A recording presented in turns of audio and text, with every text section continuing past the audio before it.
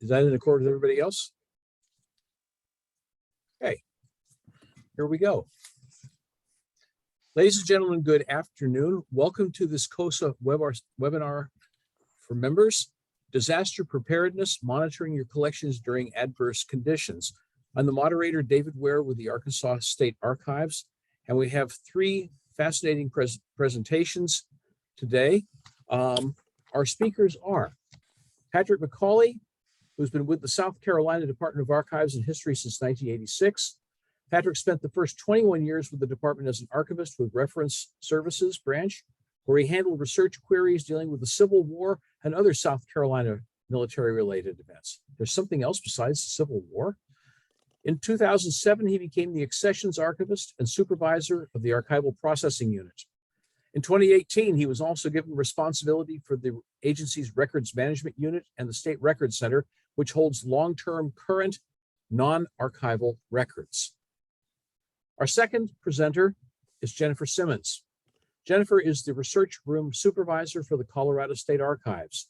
She holds a BA in Sociology and Communication Studies from the University of South Dakota. She spent 10 years as a retail manager before a desire to change careers towards librarianship and archival institutions propelled her to the Colorado State Archives. Her experience as a leader and project manager in a customer-focused environment has been instrumental in managing the customer-facing aspect of the archives for the last 4 years, and she is acquiring more institutional knowledge every day. Our third presenter will be Todd Topper. Todd is the manager of the Collections Management Unit of the Minnesota Historical Society. His team maintains the preservation, access, and security of the state archives, manuscript, audiovisual, and museums' 3D collections. Todd is a 31-year veteran of museums and archives, serving as registrar, collections manager, administrator, project manager, and consultant. His collections stewardship journey began in Southern Indiana and proceeded to Atlanta, Denver, Columbus, and now St. Paul. Todd enjoys painting, reading, and urban hiking. These will be three great presentations. I would ask folks who have questions to put them into the chat column, and we will address as many of those questions as we have time for at the end of the presentations. So thank you very much. Sit back, grab your coffee, and Patrick, over to you, sir. Oh, thank you for that nice introduction, and welcome to everybody that's here. We'll go to the next slide. The South Carolina Department of Archives and History is home to over 32,000 cubic feet of state and local government records stored in an environmentally controlled stacks at the South Carolina Archives and History Center. Our building opened in May 1998. Our HVAC system is monitored remotely by the staff of the General Services Division of the Department of Administration, which is the agency in South Carolina that holds title to most of the state government buildings. They are typically slow to react to any variations in temperatures and humidities in the stack areas, especially in off hours. The Archives and History staff does have 6 data loggers that we have in the stack areas that are regularly checked by staff to sort of monitor conditions, and we often have to bring to the attention of General Services changes in humidity levels or temperatures. Next slide, please. On the afternoon of March 29th, 2022, a heating coil in part of the HVAC system that is used to control the humidity in stack 2 failed, and the process started dumping a large amount of water into the ductwork. It began to leak out of the vents and joints of the duct, and especially this one duct that you see right here.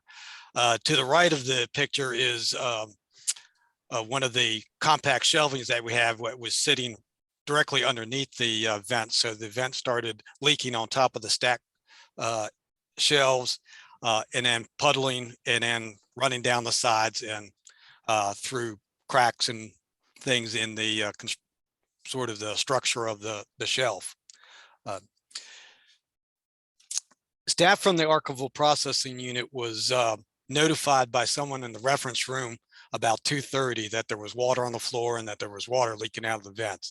They quickly put together a kind of response team. We have a disaster plan, which was not brought out until a couple days later.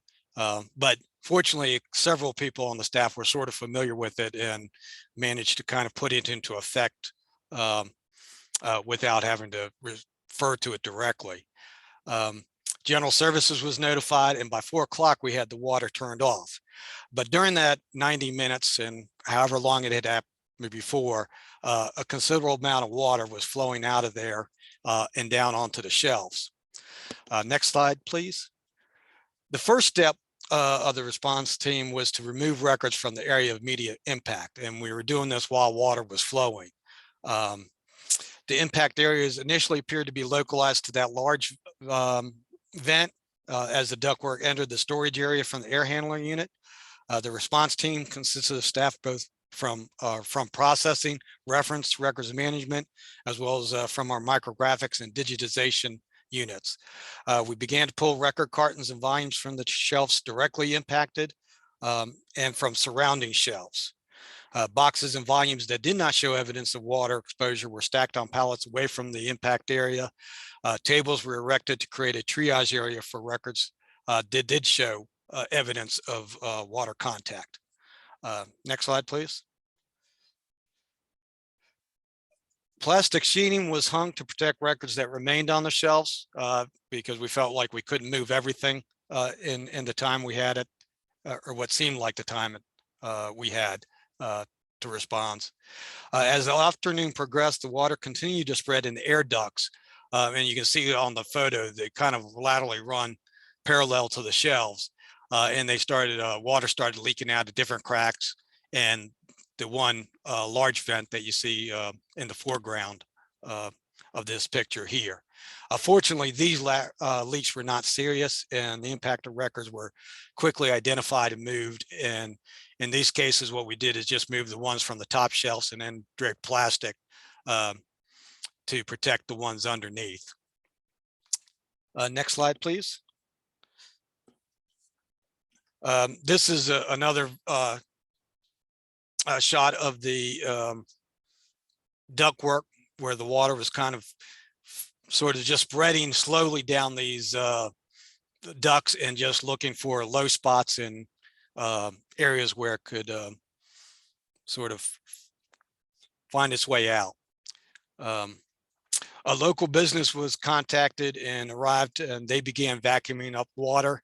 And we decided to do this because of our small staff size. We decided that if we tried to put staff into doing that, we might not be able to get all the records off that we wanted to. And that was our key concern at that time, was moving records out of what we considered the danger area.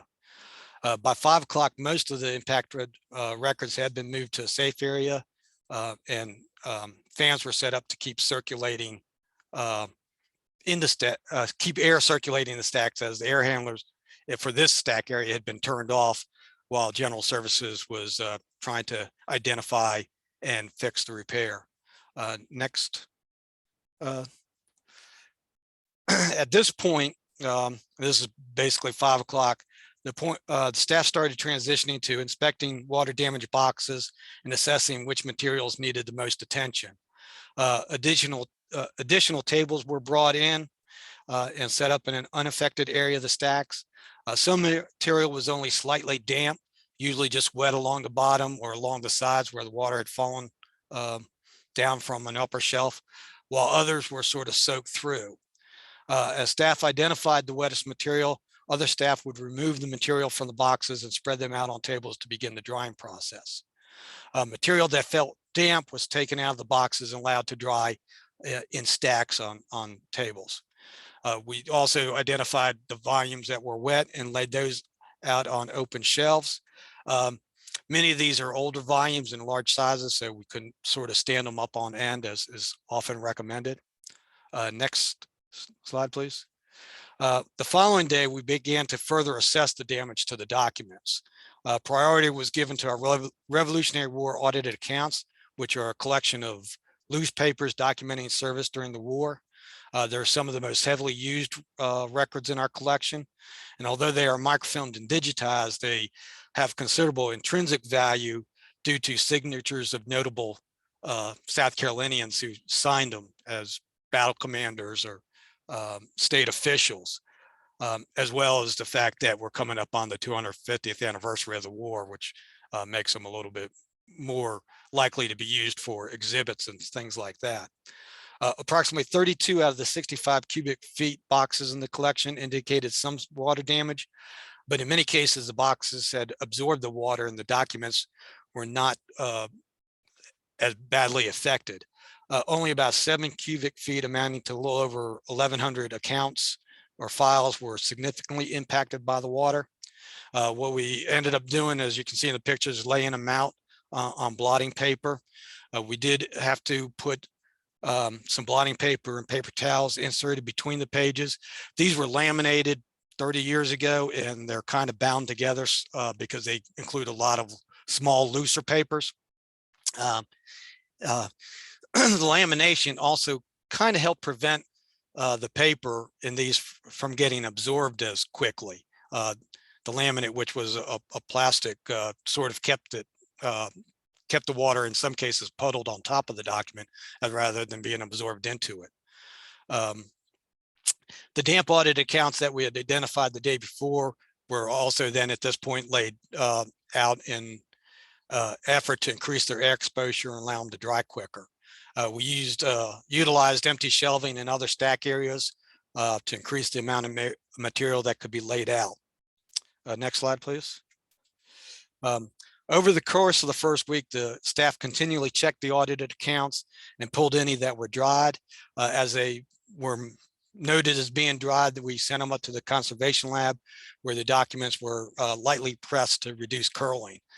This didn't always work, as the laminate seemed to increase some of the curling.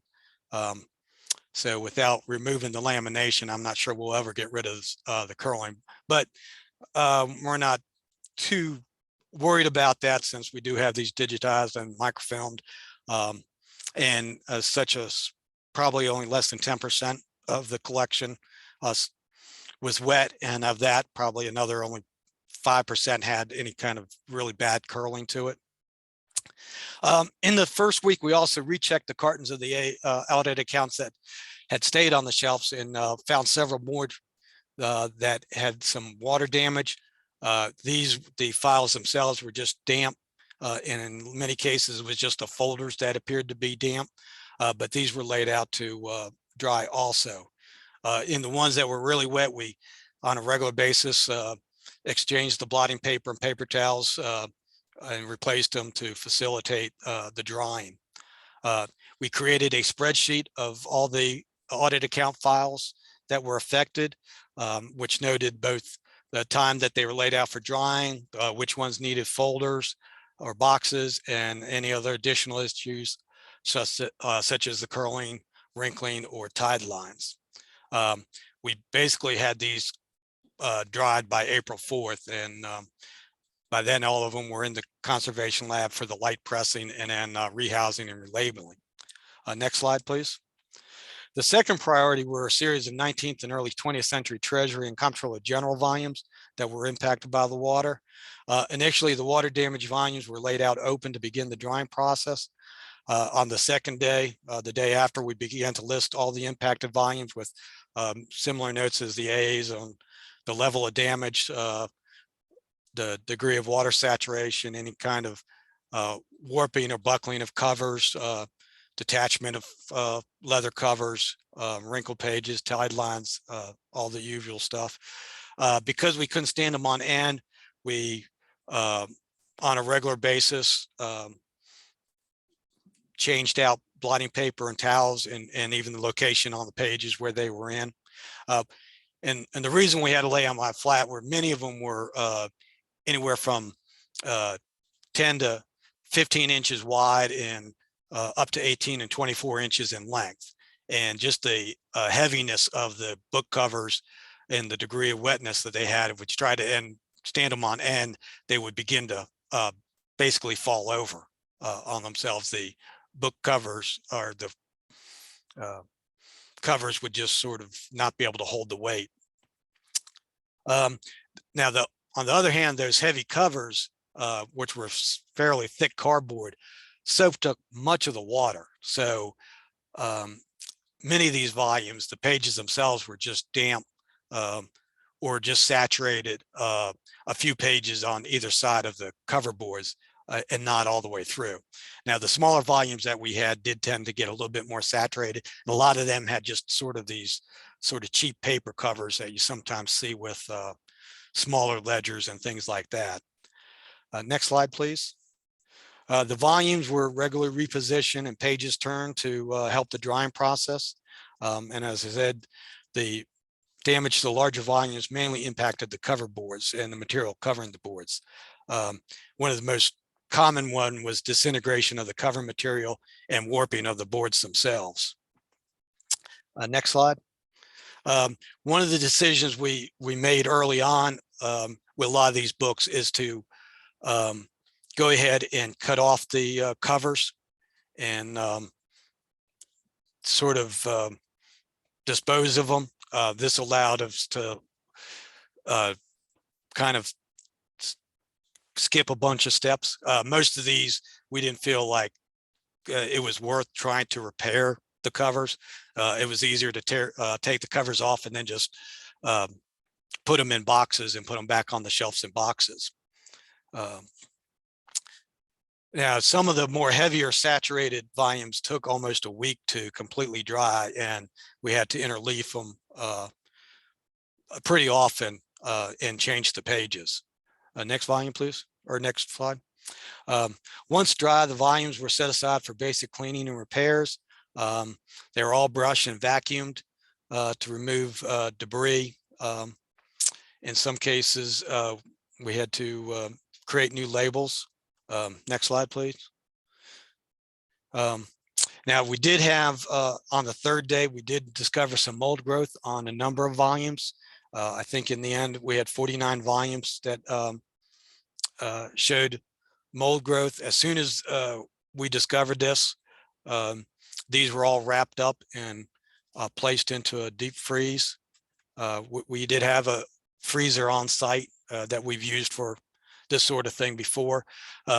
This sort of overloaded our small freezer, which was only about 3.5 cubic feet. So we did have to go out, make a quick run to Home Depot and buy another freezer. So that's always an interesting thing to do in the middle of the day. And the ones that we didn't have to freeze were inspected twice a day, both in the morning when we came in and then at night before we left, to see if they were exhibiting any kind of mold growth. Next slide. The third priority was about 42 cubic feet of late 20th, early 21st century state treasurer, bond revenue files, and Comptroller General correspondence.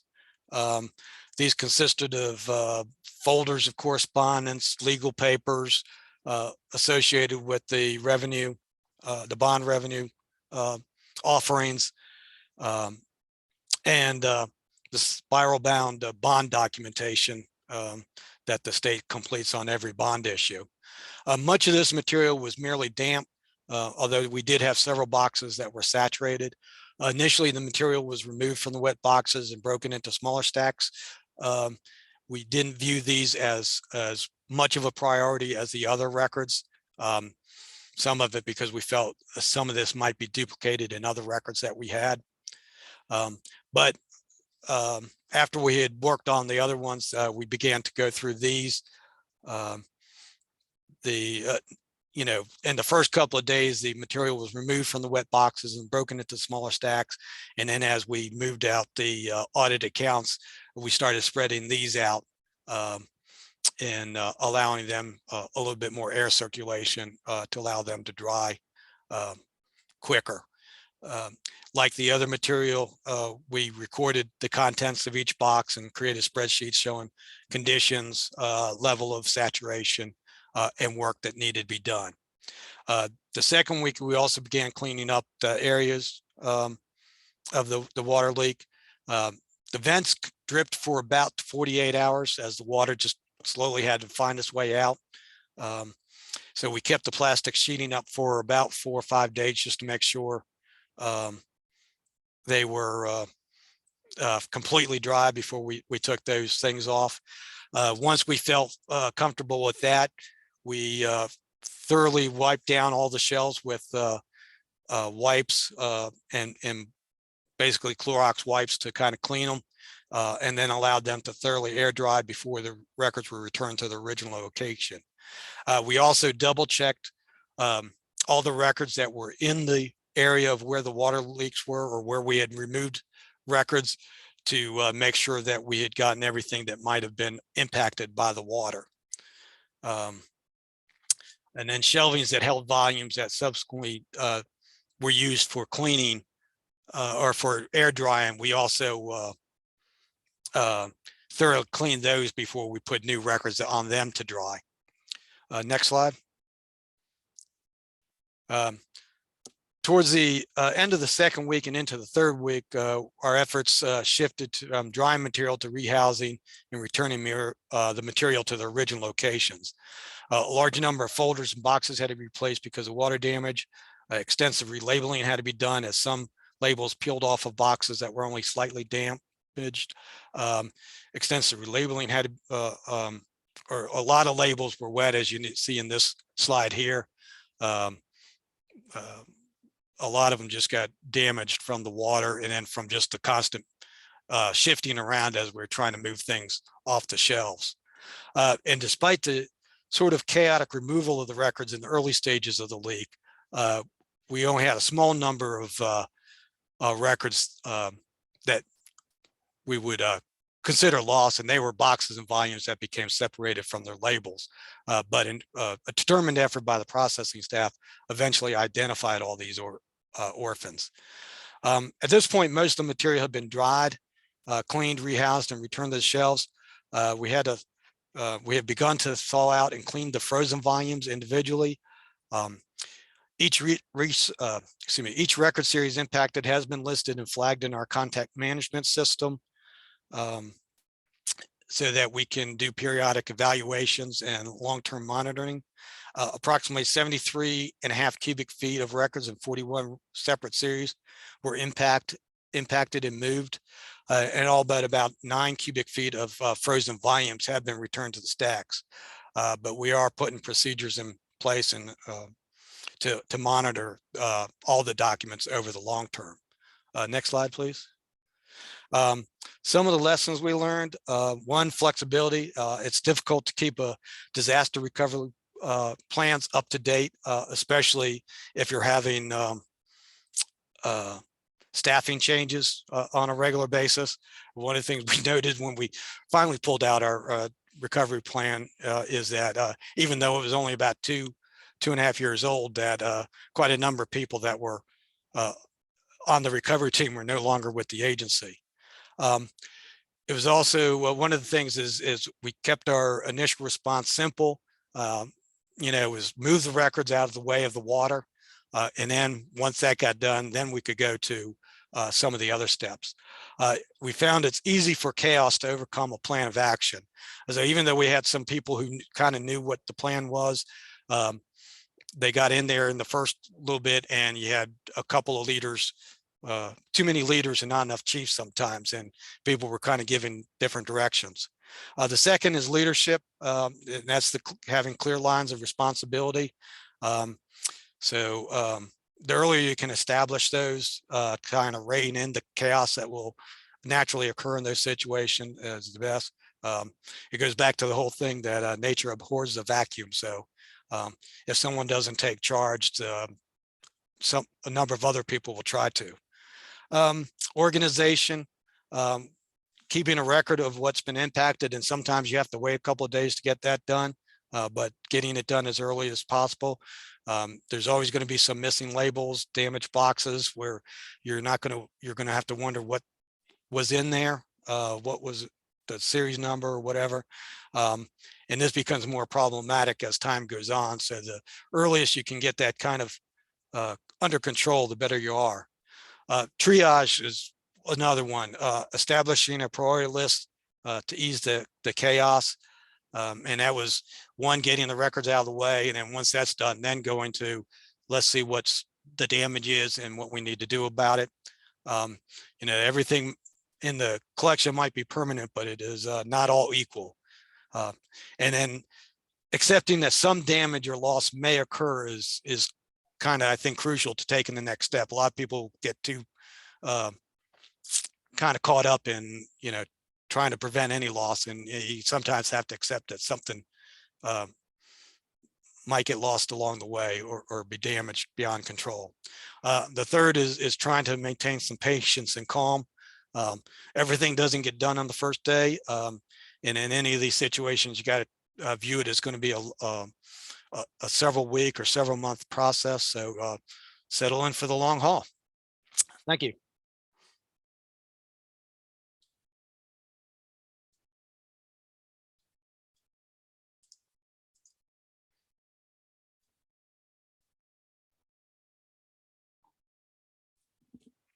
All right.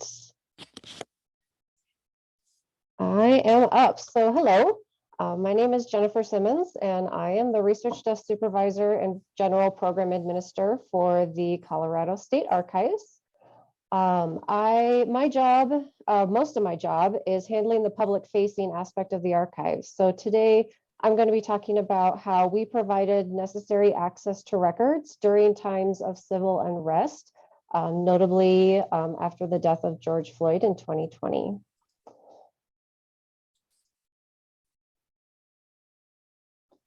Let's see. Oh, there we go. A little bit of background about our organization that is useful for this presentation. So our building is located in downtown Denver, a block south of the Colorado Capitol building. The little picture on the right is actually taken from my office window. So not only is it a nice view of the dome, but it shows you how close we are to the building. A lot of the events, protests, and demonstrations that happen at the Capitol are easily seen and heard from our building. The building houses the majority of our collections as well as our research request desk. Our request desk handles approximately 75 public records requests per week. And our patrons consist of the general public and government agencies, which hail from all 50 states, as well as the armed forces and several countries outside of the United States.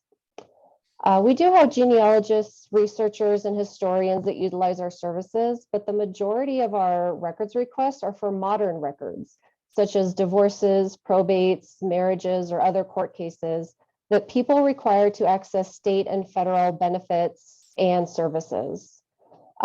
These services could include getting a driver's license, applying for Social Security benefits, dual citizenship applications, or just doing their taxes.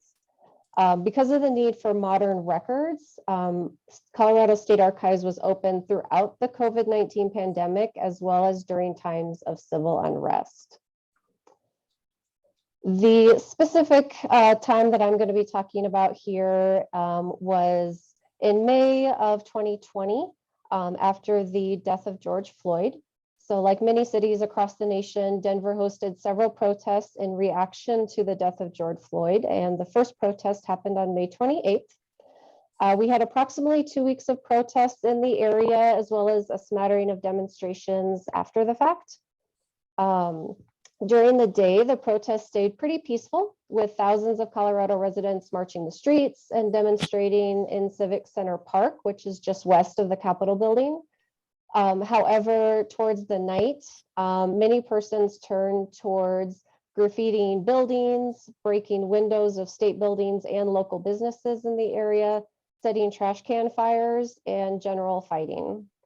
The first few days, there was lots of clashes with police responding with tear gas and projectiles into the demonstrators' area. And the city and county of Denver, as well as cities in the area, set a curfew for each night in between 7 and 9 p.m., depending on the day.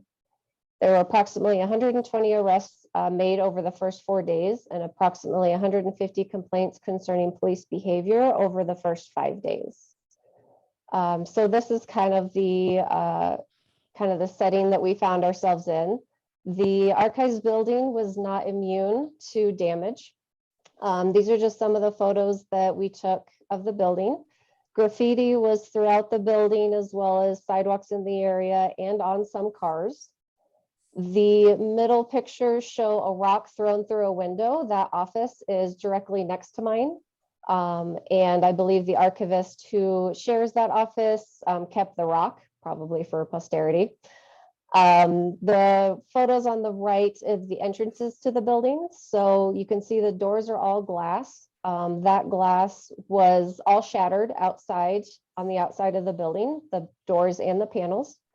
It's a little hard to see, but the doors on the top right are padlocked, which was the main entrance to the building. So we need to make sure that no people could get in, or at least try to make sure no people got in.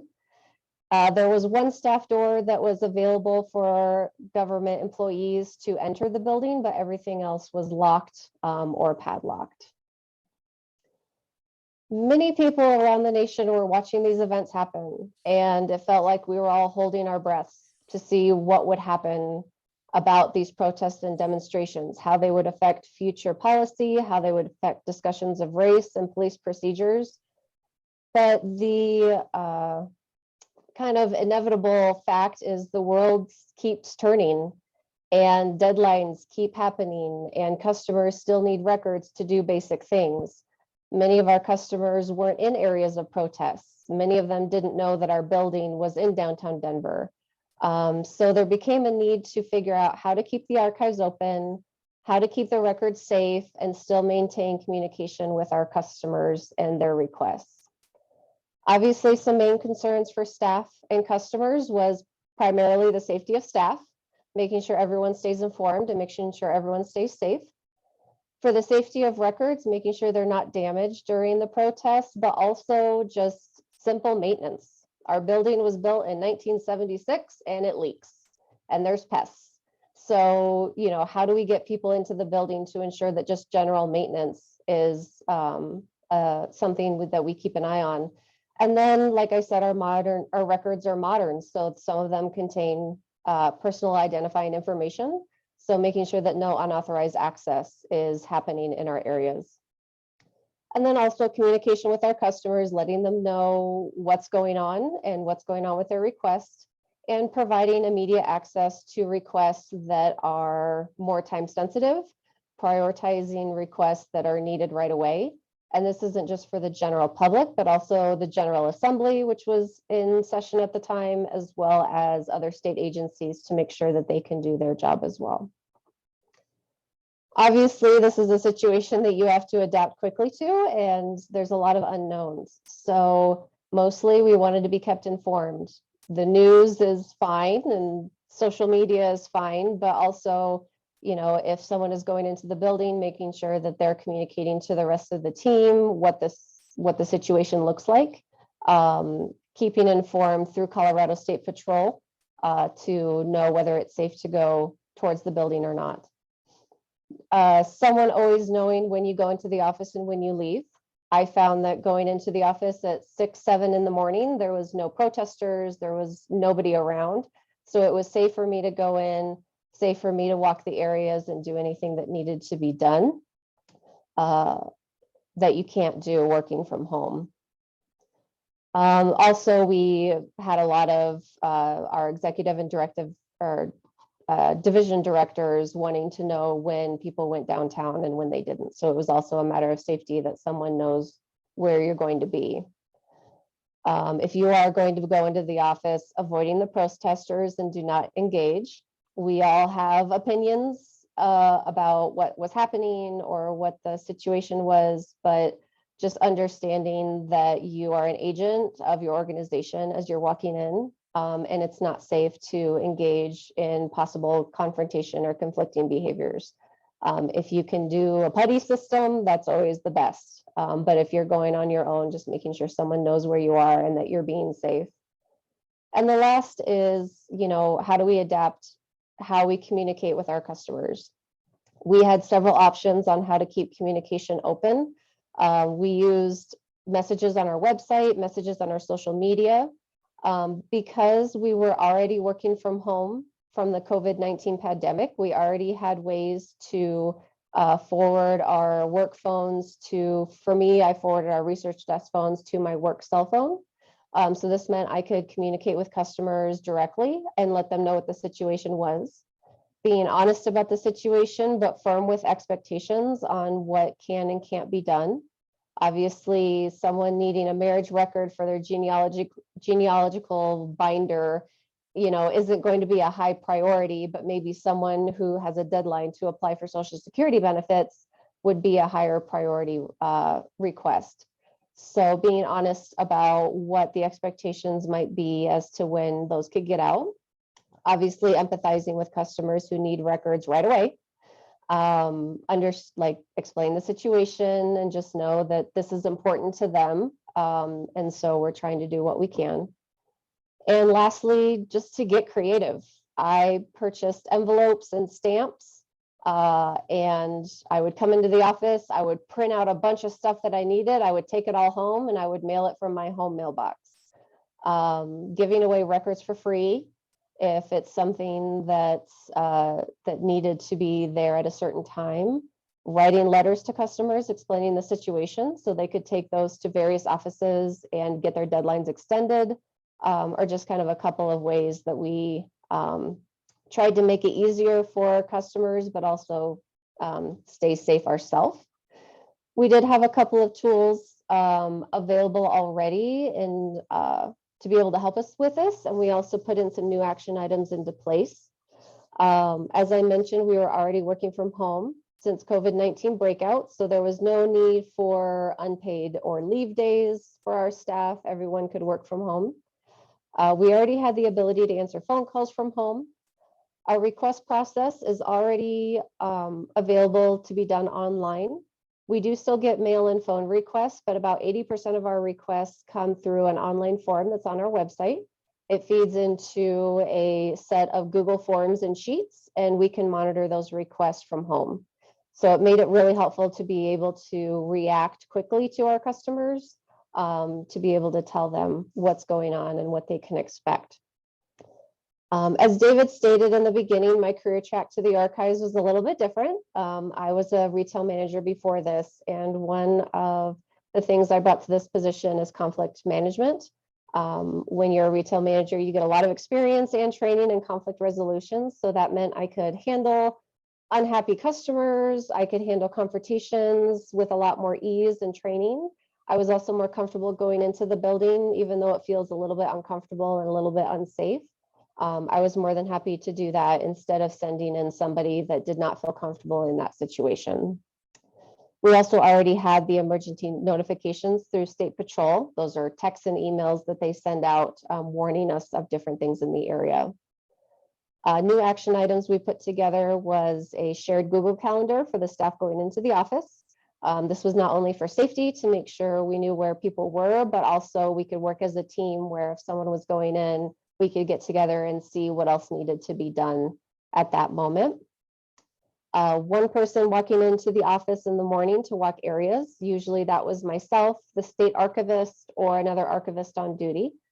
This made sure that our collections were being monitored appropriately and making sure that no unauthorized access was given to anyone that shouldn't have it. And then also some daily email updates with the state archivist during the protests. So those were real-time updates of what's going on, what our directors expected, and what was safe to do or not safe to do. So I know I went through that a little bit quickly, but it's always a learning experience when you're faced with outside forces that contend with your mission. Adaptability, accountability, and empathizing and sympathizing with other people are all positive driving forces to continue the work of preserving and providing access to history. We lived through a lot of history in the last couple of years, and it's important. It just kind of shows how important it is to be preserved and shared. So I hope you took a few things away from this presentation. I did not put my contact information on my thank you slide, but I will put it in the chat. If you have any questions or just want some more information about what we did, feel free to send me an email and I will be happy to answer those. And I will throw it back and have Todd end our presentations.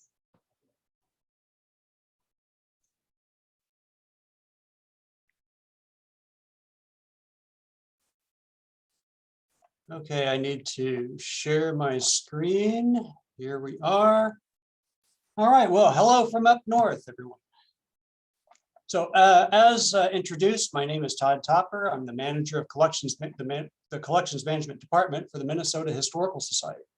My team consists of conservators, registrars, database managers. Oh, and guess what? I'm reading from my notes and they are blocked by pictures on the side of my screen.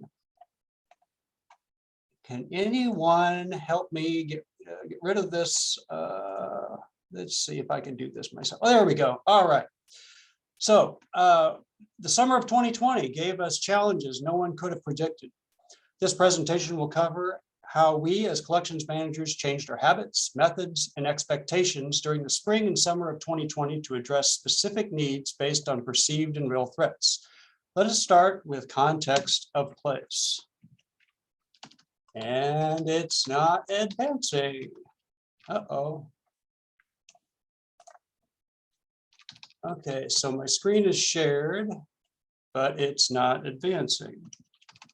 Oh, here we go. All right, so St. Paul, Minnesota on the Mississippi River, the home base of the Minnesota Historical Society.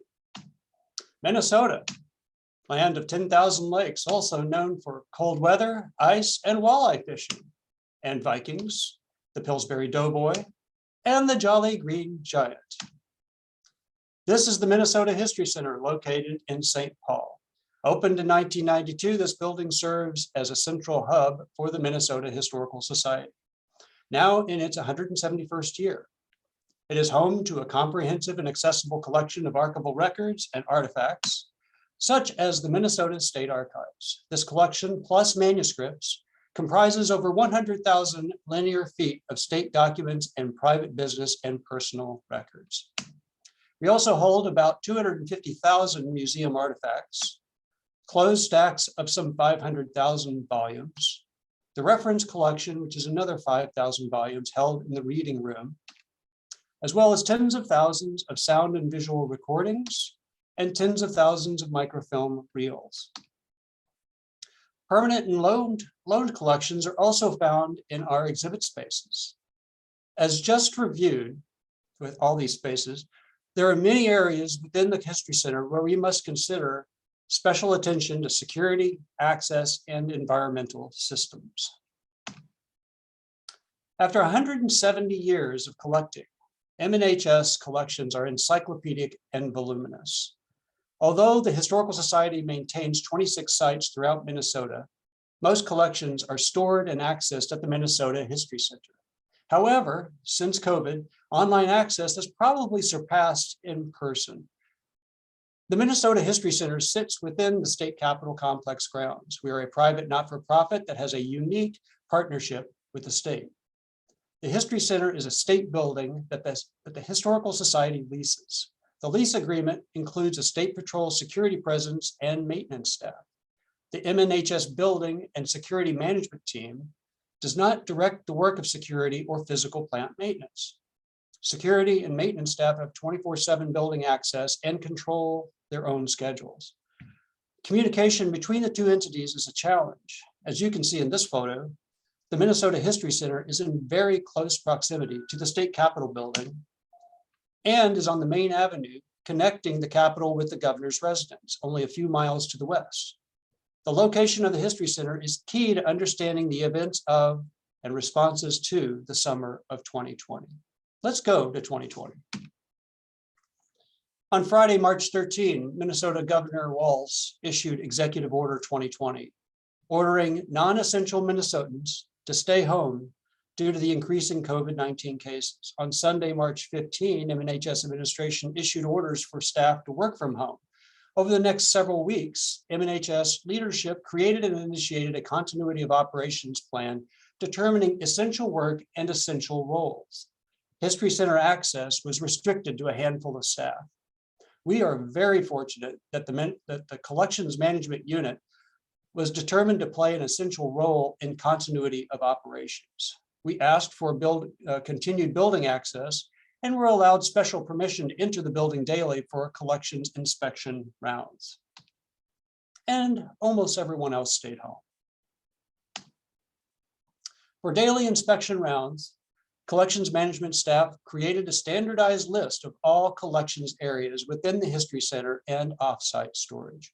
We paid attention to room environment, security, and systems anomalies, such as pipe leaks, smells, and pests. We created a spreadsheet to record and track temperature and relative humidity taken from pre-placed data loggers, and to note anything out of the ordinary in 45 specific areas. We also kept an eye on our industrial dehumidifiers. Notice the numbers in red up here on your screen. They indicate a troublesome trend in relative humidity, and it looks like 2 individual rooms. Daily inspection rounds were rotated between staff every day, including holidays. The system of room inspections continued through March, April, and May with only me and the collections manager. Our security presence consisted of a single patrol officer who also conducted certain rounds. The state stay-at-home order and uncertain future created a fiscal emergency for the Minnesota Historical Society. Of the approximately 700 employees on payroll, about 40 were determined essential to business continuity. The rest were furloughed on May 16. Layoffs, representing a 40% reduction in staff, occurred in mid-July. Events in the Twin Cities over the course of the summer prompted administration to bring some staff out of furlough status and back into the building. At that time, we added a collections associate to the building inspection rounds schedule. A fun note, the inspection route took 2 hours to complete and was a total of 2 walking miles through 400,000 square feet of mostly empty building. Later, there would be scores of contractors working on restrooms, doors, and outdoor projects. Did you all ever read this book when you were a kid, From the Mixed Up Files of Mrs. Basil E. Frankweiler? It's about 2 runaways who hid out in the Metropolitan Museum of Art, had an amazing time. Their story illustrates what it's like to be all alone in a big museum, and we understood that. Our inspection rounds also included offsite storage, a cavernous building in a sketchy neighborhood. We watched out for water leaks, pest activity, and vandals.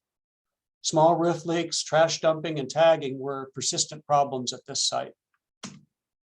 After perhaps a month, we learned that although History Center staff were required to telework, state facility staff and contractors were still coming in. They were considered essential workers and continued their preventative maintenance and capital projects. There were many scheduled projects, such as the construction of 2 sets of restrooms adjacent to exhibit galleries. There were also several ad hoc projects. For example, the HVAC room behind this archive storage vault, which the HVAC room was accessed only through the storage space, was scheduled to receive several pallets of special filter replacements right after the stay-at-home order was issued. We found out the replacement was going to happen regardless of a collections, library, or archives staff presence. During our rounds, we discovered leaking pipes in our archives processing suite located directly below the cafe dish room. The leak was found in June during one of our walkthroughs. 4 minor leaks in total were discovered that summer and fall.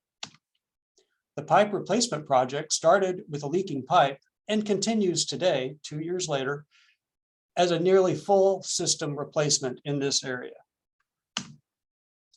Concurrently, on Memorial Day, George Floyd was murdered in South Minneapolis. Protests began the next day. 3 days later, protests turned to riot along a 5-mile stretch of Lake Street and surrounding blocks. This scene is about 7 miles from the History Center. We could smell the smoke of the burning buildings. Protest marches continued the rest of the year from the state capitol, walking past the History Center and on to the governor's residence. In July, the Christopher Columbus statue on the front plaza of the Capitol building was toppled as a symbol of colonization and indigenous suppression.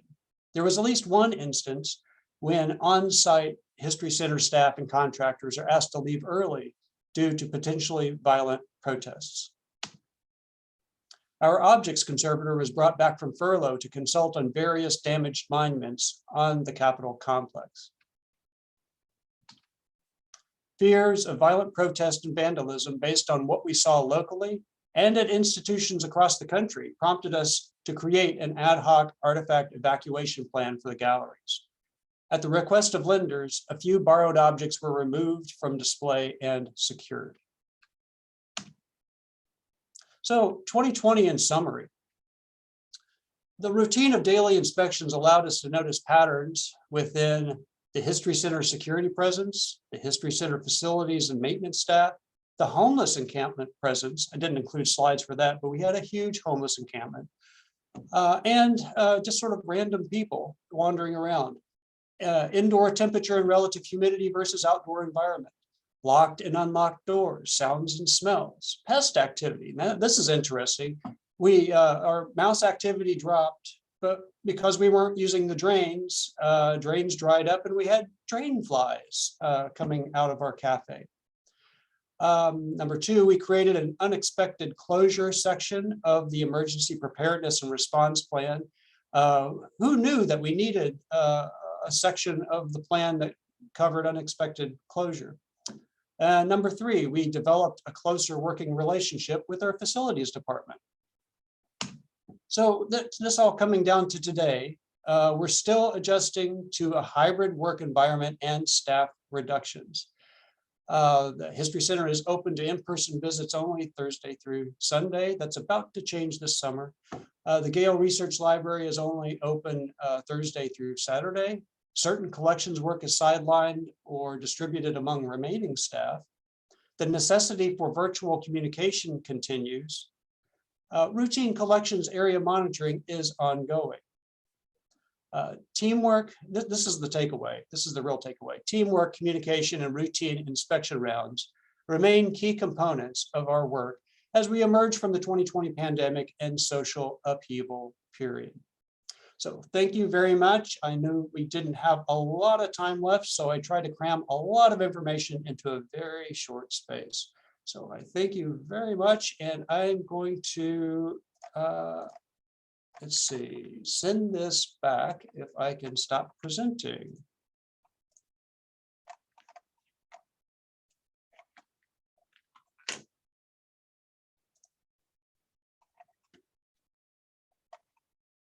Okay. And I can't hear anyone. Okay. There Any you go. better? Yep. Okay, now we get to the part where we get to actually grill you guys. And we have one question right at the top from Cynthia. What are drain flies? Well, that's what a lot of people here Minnesota ask. wildlife. They look like gnats. We have a cafe. When the governor issued the stay-at-home order, the cafe shut down, and the traps and all the drains in the building dried up. And apparently there are these little gnat-like creatures that love to lay their eggs in the lining, in the goo, down in the drains. And when our concessionaire left, they didn't plug the drains. You know, they didn't put stoppers in. So we had a pretty serious infestation of drain flies only in our cafe space. And then we had drain problems in other areas, but that's where the smells come in. Okay. Thank you. I know now what to call those things that bug me occasionally too. Okay, question for Patrick. How useful was your disaster recovery plan in the moment? Patrick, you're muted.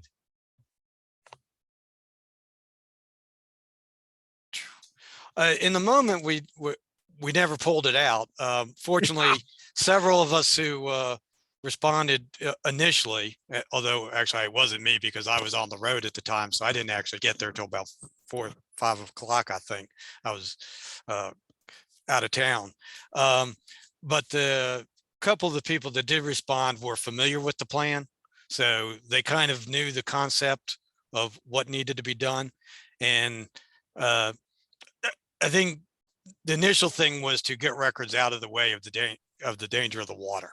Yeah. So, and that took 90 minutes. And by the time most of that had been accomplished, I showed up, and from there we kind of branched off into the other parts of analyzing or assessing what was the damage that was done and things like that. I never even pulled the disaster plan out till I think about the third day to look at it and say like, oh, did I miss something here? So, but you know, it's funny because when we did our disaster plan, we actually created a little one sheet sort of thing for people to carry in their wallets, and I had mine in my wallet, and even that I didn't pull out.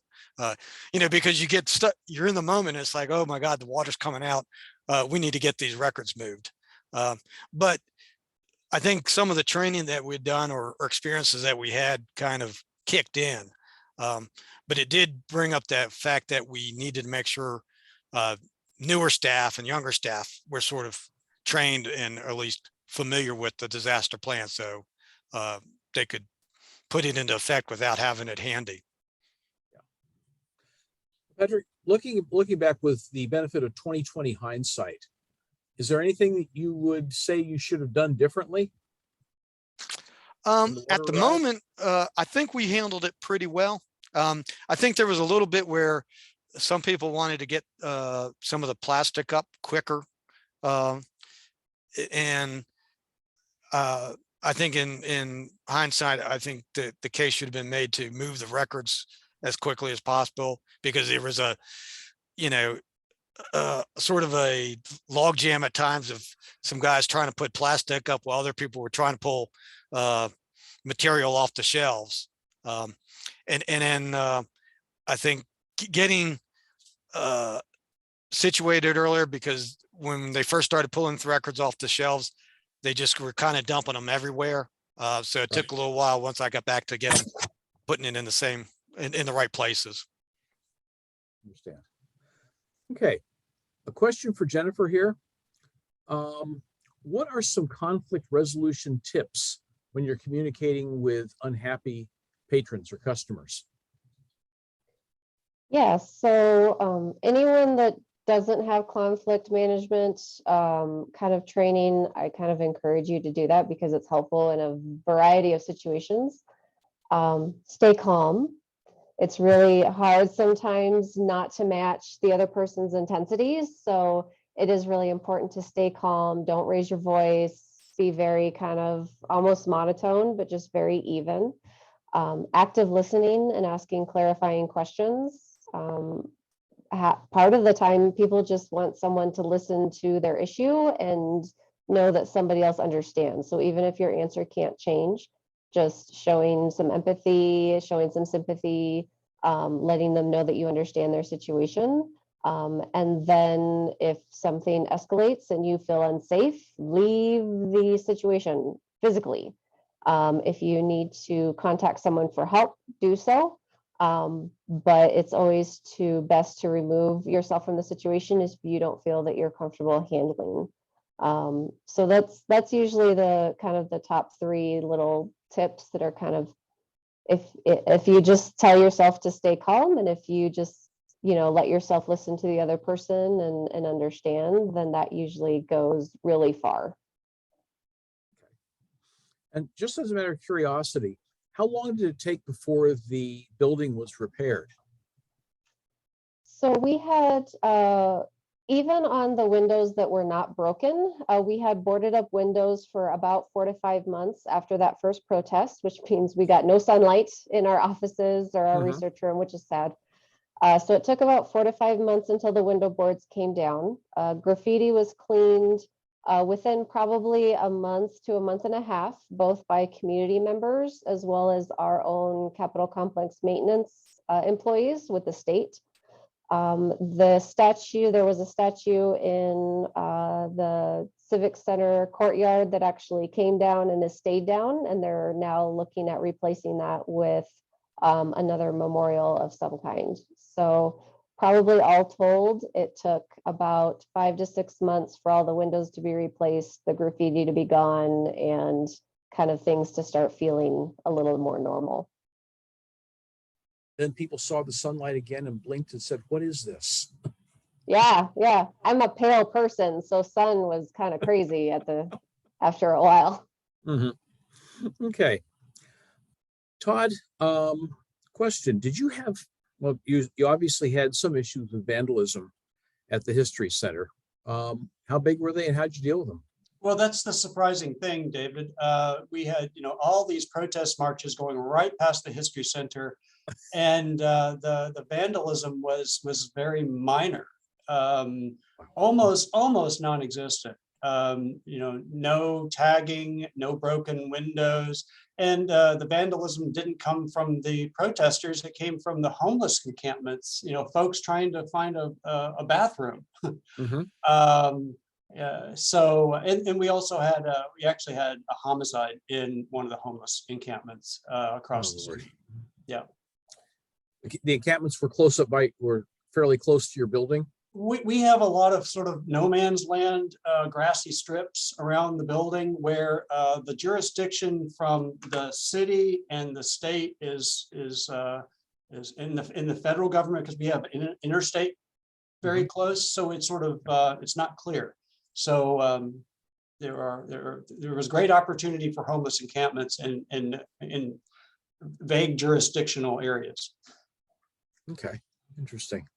Have a question that kind of tosses out to all three of you as our closing question from Mary Johnson, who asked, in adding to your disaster planning for closure, what are some of the specific things you covered that weren't in your plan already?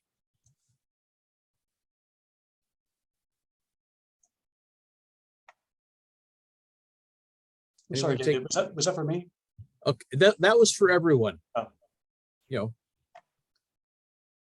But what did you have to cover that wasn't actually in your plan already? Well, closure, we had to actually add a section for closure. The Unexpected. unthinkable. Yeah. Mm-hmm. I think for the Colorado State Archives, a lot of it was how do you do things from home?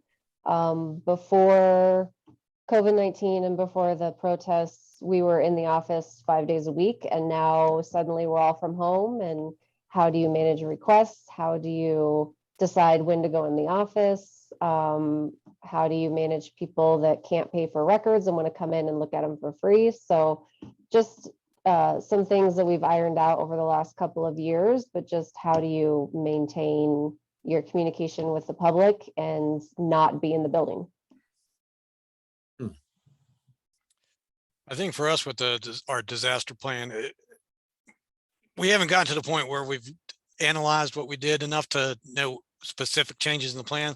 One thing I will say that came up was locating some of our disaster supplies and realizing that, some of them might have been used for other things and never replaced. So we were a little short on things like blotting paper, which is why we went out and got a bunch of rolls of just plain paper towels to use instead, which actually worked out pretty well. So. Okay. Well, thank you all. Now it's time to go on to the closing matter here. I've been asked to remind you of some upcoming CoSA and NARA webinars. June 23rd, Reparative Description at NARA and the Alabama Department of History and the North Carolina State Archives. Registration information is there. And we were going to try an in conversation session coming up on reparative description as well. Okay, next slide.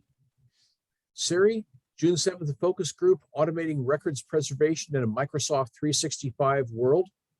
There's a reason there is a target that I use for my Nerf gun on my window saying Microsoft 365.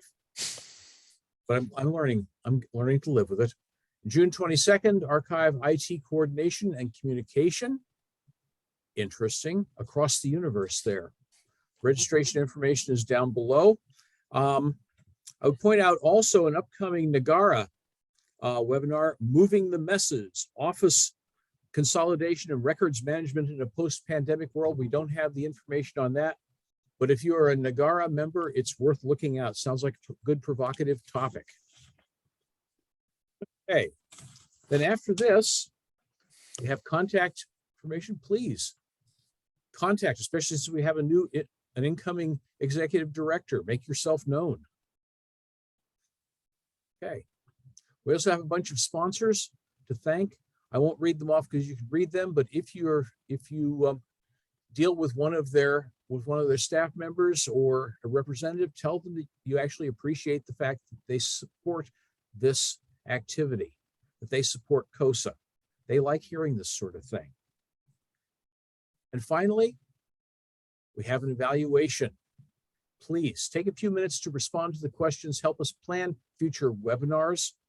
We know what people will want to hear only because what they will tell us what they want to hear about. So please respond to the questions, help us, help you. So with that, thank you all very much.